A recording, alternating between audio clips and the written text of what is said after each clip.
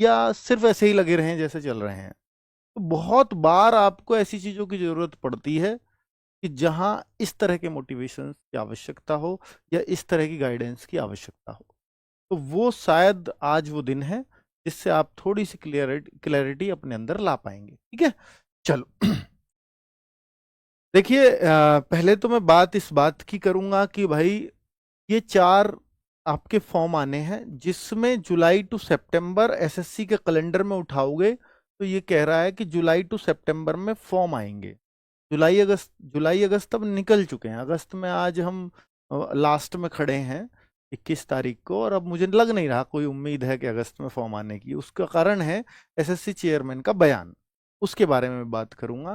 दूसरा, ये जो नवंबर दिसंबर लिखा था, अब अगर ये लेट होगा, देखिए ये जाहिर सी बात है, अगर ये जुलाई में आता तो एग्जाम की नवंबर में, जुलाई अगस्त में आता तो एग्जाम की नवंबर और दिसंबर संभावना रहती। लेकिन अब ये जब लास्ट तरफ को आ रहा है, अगर ये फॉर्म ही सितंबर में आ रहा है, तो नवंबर की संभावनाएं वैसे ही खत्म हो जाती हैं, तो फिर वैसे ही दिसंबर की बन गई। तो नवंबर तो आप भूल जाओ, एग्जाम होगा। अब बात यह है कि दिसंबर से कितना पीछे जाएगा।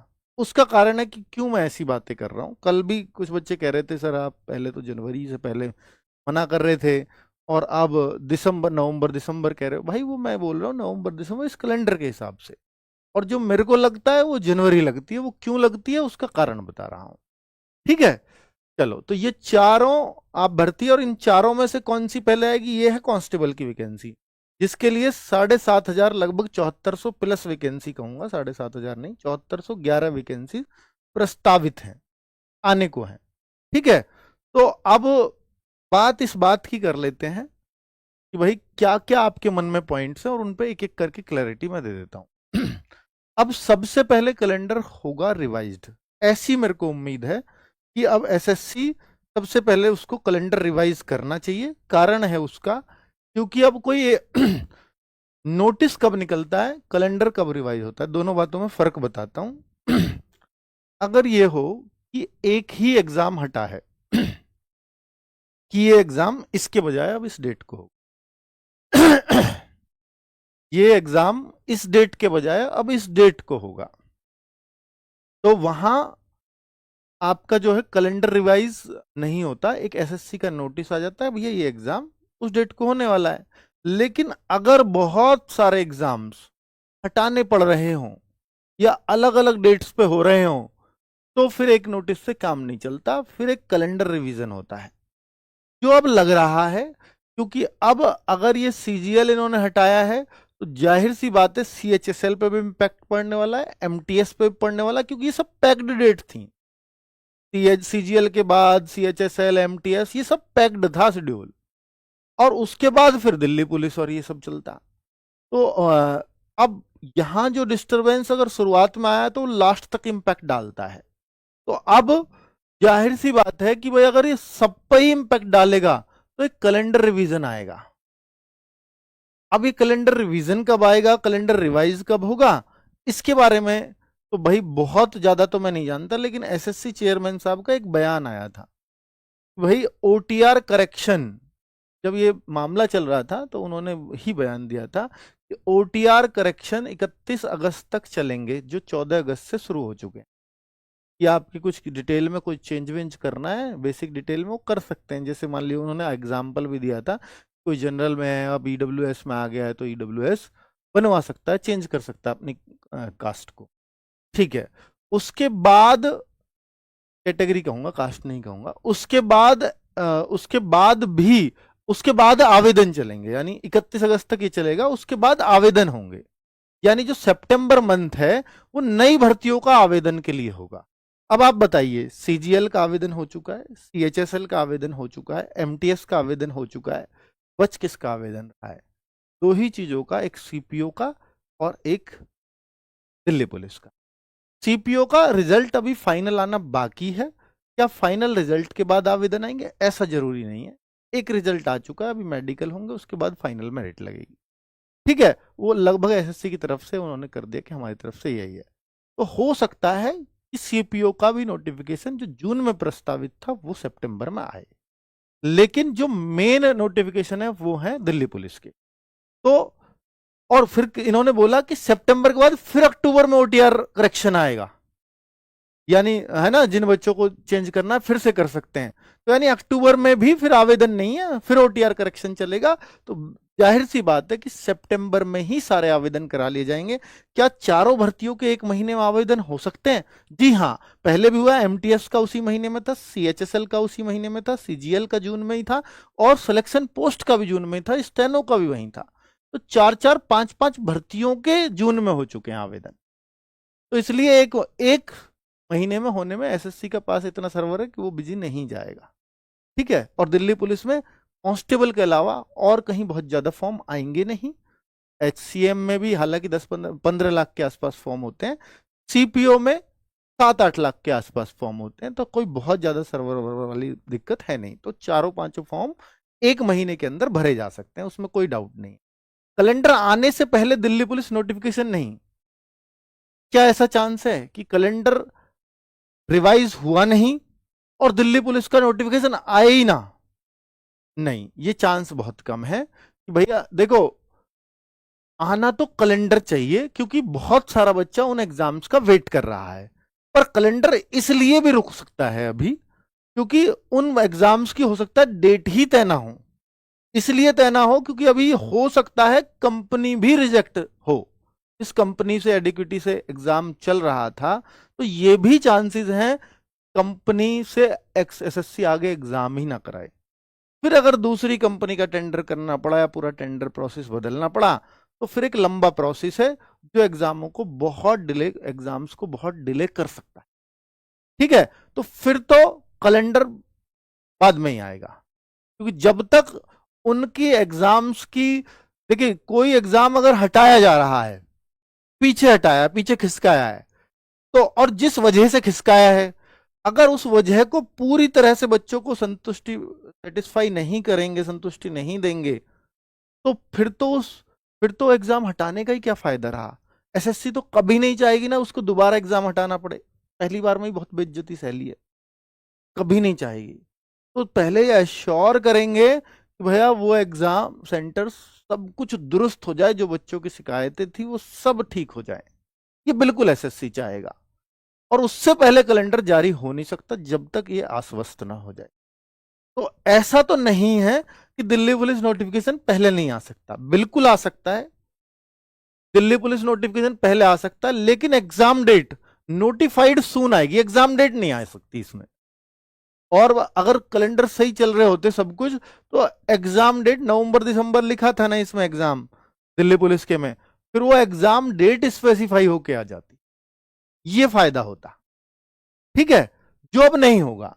तो अगर दिल्ली पुलिस नोटिफिकेशन जैसा उन्होंने बोला कि ये तो निकालेंगे हम, इनमें कोई भाई नोटिफिकेशन निकालने में कोई समस्या थोड़ी है, इसको थोड़ी डिले करेंगे। मान लीजिए अगली साल जनवरी में कर दिया तो बहुत सारा बच्चा ओवरेज हो जाएगा, क्योंकि आप अगर इस साल निकालते हो तो 1 जुलाई को डेट ऑफ बर्थ मांगोगे, अगर ये जनवरी में आया तो 1 जनवरी को आप डेट ऑफ बर्थ मांगोगे, तो 6 महीने जो इस दौरान बच्चे ओवरेज होंगे उनका जवाब कौन है ना। तो वो बच्चा तो आप पे आस लगा के बैठा है, आप तो ओवर एज में तो छूट देंगे नहीं। ठीक है। तो ये कुल मिलाकर के दिल्ली पुलिस नोटिफिकेशन आ सकता है, लेकिन एग्जाम डेट शायद देखने को ना मिले जो पहले मिलती। तो सितंबर में चारों भर्तियों के आ सकते हैं आवेदन, जी 100% आ सकते हैं। 2 सितंबर को कांस्टेबल के फॉर्म, ये जो बात है क्या ये गलत खबर है? जी हाँ, ये गलत खबर है। जो पहले नोटिफिकेशन थे और ये जो पहले वैकेंसीज थी वो भी कम थी, 5,000 के आसपास आने वाली थी। उन 5,000 वैकेंसीज के साथ था कि 2 सितंबर का इसको नोटिफिकेशन दिल्ली पुलिस ने प्रपोज किया था। प्रपोज का मतलब ये होता है एसएससी अपने हिसाब से उसे माने भी, हो सकता है ना भी माने, वो अपनी कोई डेट दे दे, ऐसे उसमें हो सकता है। तो प्रपोज्ड की थी इन्होंने कि 2 सितंबर को इसका नोटिफिकेशन निकाल दो, उसको तब निकाल देना, उसको तब निकाल देना, उसको तब निकाल देना। मोस्ट प्रोबेबली उन डेट्स पे निकल जाता, पर चूंकि रिवाइज ही हो गई वैकेंसी, तो इसलिए अब वो चांसेस कम है, क्योंकि इन्होंने फिर उसको डिले किया है, खुद दिल्ली पुलिस की तरफ से वो डिले हुआ है। तो इस वजह से वो कह देंगे अब 2 सितंबर को पॉसिबल नहीं है, क्योंकि आपकी चीजें फाइनल नहीं हुई, आप लगातार उसको अपडेट कर रहे हो, तो हो सकता है ये डिले हो।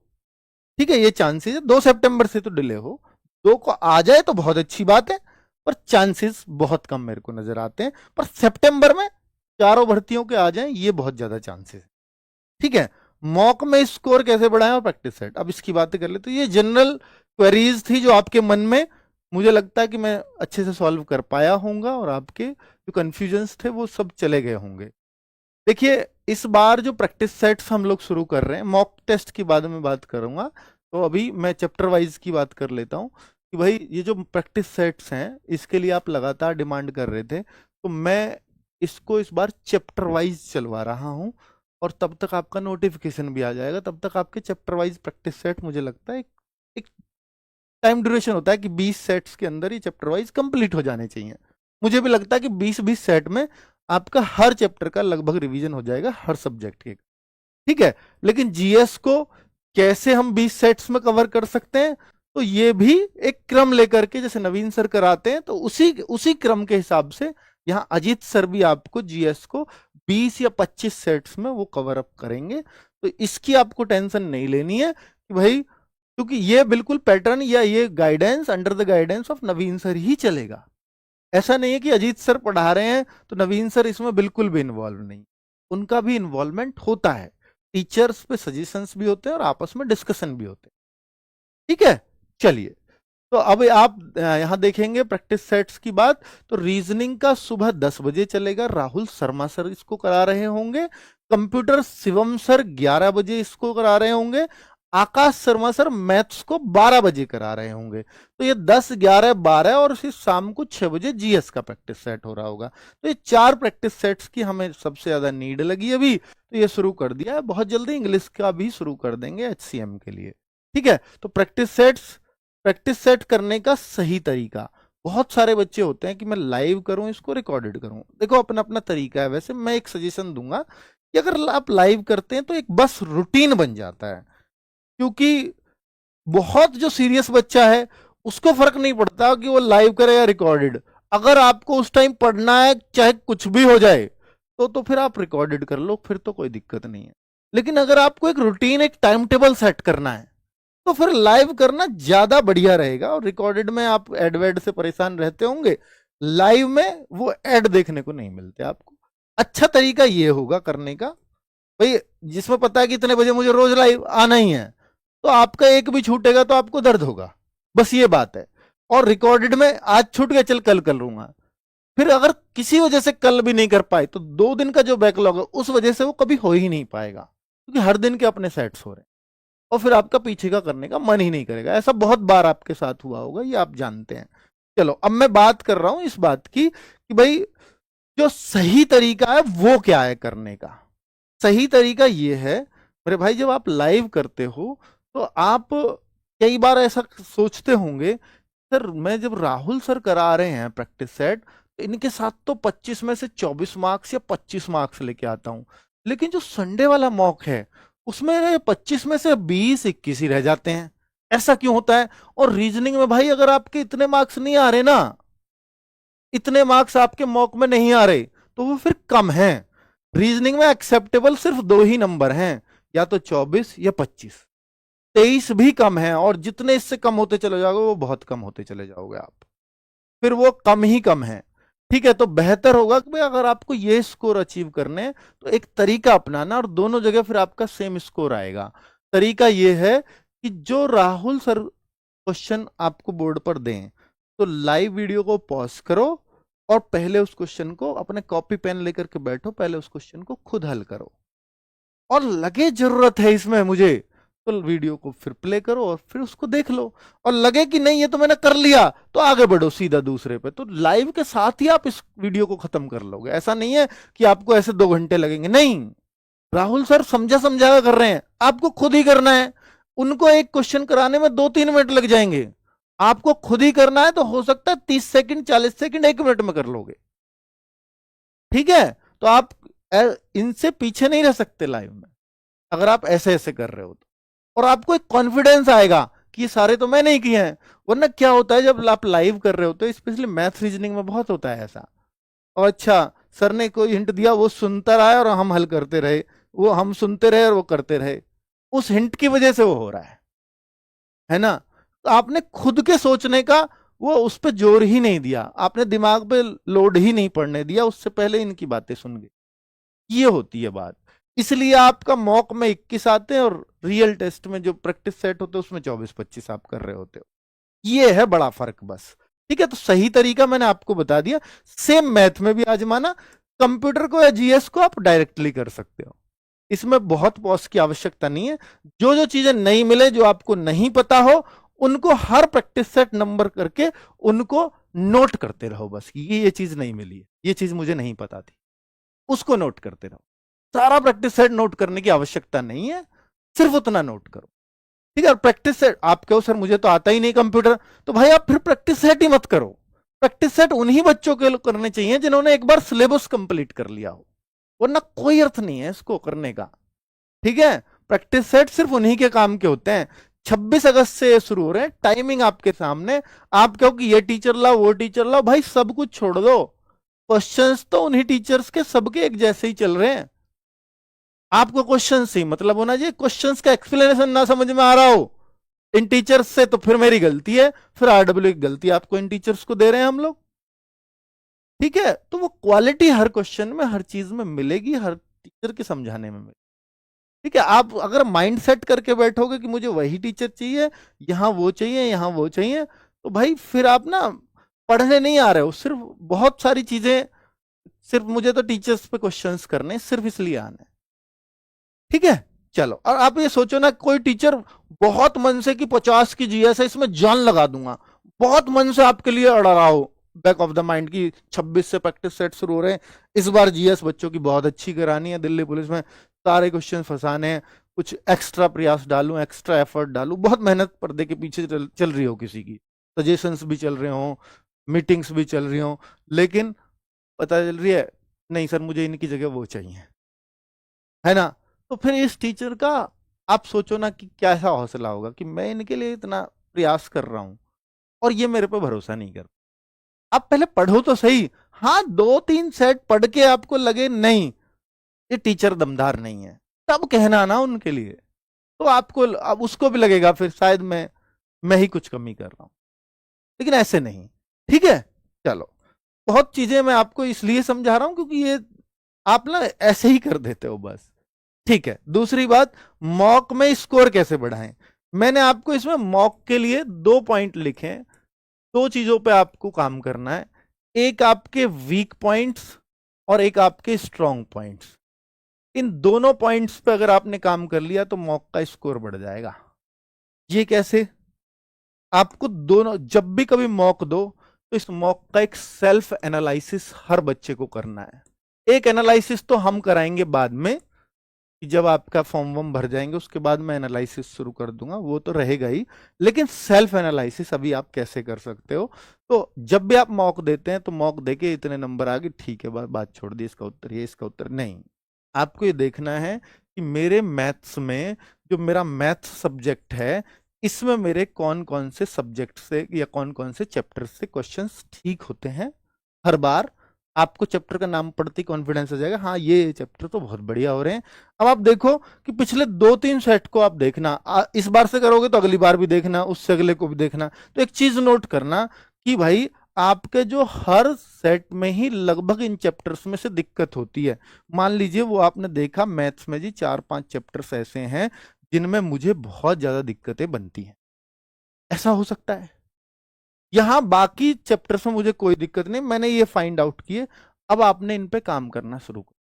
और मैं ये कह रहा हूं कि एक वीक एक चैप्टर, एक वीक एक चैप्टर, ये टारगेट बना लो कि एक वीक में एक चैप्टर को, जो वीक में था, जो आपका चैप्टर वीक पॉइंट में था, उसमें एक वीक में एक चैप्टर को अपना सबसे स्ट्रॉन्गेस्ट चैप्टर बना दूंगा। इस चैप्टर मैथ्स में अगर कुछ पढ़ूंगा तो इस चैप्टर को बहुत पढ़ूंगा। ठीक है, अगर मुझे कोई सेल्फ स्टडी करनी है तो इस चैप्टर की करनी है। आप क्या करते हो, ये 4-5 गलत है, इन चारों पांचों को हर दिन पढ़ते रहोगे, है ना, या इनको पढ़ते ही नहीं, आप जैसे चल रहे हो वैसे चलते रहोगे। इन पे करिए ना फोकस। तो जो स्ट्रॉन्ग पॉइंट है उन पे हमें बहुत काम नहीं करना, जैसा चल रहा है जितनी प्रैक्टिस हो रही है काफी है, लेकिन वीक पॉइंट्स पे काम करना। ठीक है, और उनको भी लिखना कि जिसमें स्ट्रांग में मत गिन लेना उसको, जो तुक्के से सही हो रहे हैं उसको भी इधर ही लाना।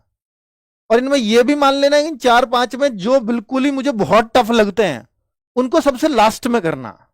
इन चारों पांचों में यह देखना कि सबसे आसान कौन सा है, सबसे पहले काम उस पे करना।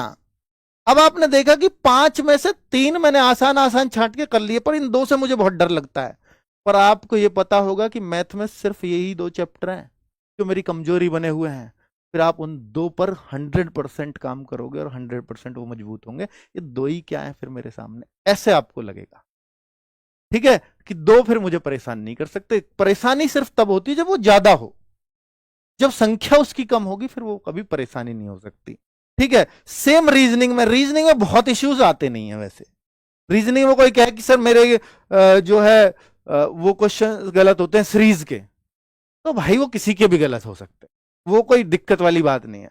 कोई कहे नहीं मेरे तो सर स्टेटमेंट वाले क्वेश्चन गलत होते हैं, थोड़ी प्रैक्टिस बनती है, वहां होगा, वहां होता है, सबसे शुरुआत में गलत होते हैं, तो स्टेटमेंट वालों पर प्रैक्टिस करो। ठीक है, तो ऐसी कॉमन कॉमन चीजें हैं। तो रीजनिंग में तो कोई, मुझे नहीं लगता कि कोई कहे कि पजल टेस्ट मेरे को, पजल की प्रैक्टिस कर लो, अलग अलग तरह की पजल्स की, ये भी हो सकता है। पजल तो एक क्वेश्चन बन सकता है, दिल्ली पुलिस में पक्का बनेगा।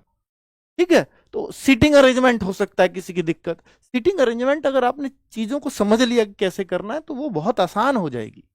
तो जो मुश्किल चैप्टर्स हैं वो आपको उनको एक एक करके उस पर एक वीक काम करना है, आप देखेंगे। और एक वीक उस पर 2 से 3 घंटे दे दो हर वीक, मतलब पूरे वीक 2 से 3 घंटे हर दिन दे दो, तो आप पाएंगे कि वो बहुत ही शानदार हो जाएगा। सेल्फ एनालिसिस से पता करो वीक और स्ट्रॉन्ग। ठीक है, सेम आगे इस चीज को आप अपने जीएस में भी आजमा सकते हैं आने वाले टाइम में, कि मेरे पे कौन से क्वेश्चंस गलत होते हैं, हिस्ट्री, ज्योग्राफी, पॉलिटी में अपने कहां वीक पॉइंट्स है मेरे, उनको किसी बेसिक बुक से पढ़ो पहले, फिर आप क्लासेस देखें या बेसिक बुक से पढ़ें, जो भी आपको करना है वो आपकी चॉइस होगी। ठीक है बच्चों, बाकी RWA पर दिल्ली पुलिस के लिए अगर आप यकीन बैच कहेंगे, यकीन बैच, तो यकीन 2.0 बैच आएगा। ये भाई यकीन 2.0 बैच ये फॉर्म आने पर ही आएगा, और आपके एग्जाम से पहले कंप्लीट बहुत अच्छे से आसानी से हम करा देंगे, उसकी कोई दिक्कत नहीं है। ठीक है, और पहले वालों को फ्री मिलेगा, पहले यकीन वालों को, पहले जो यकीन बैच है उनको फ्री, जिनके पास वो है।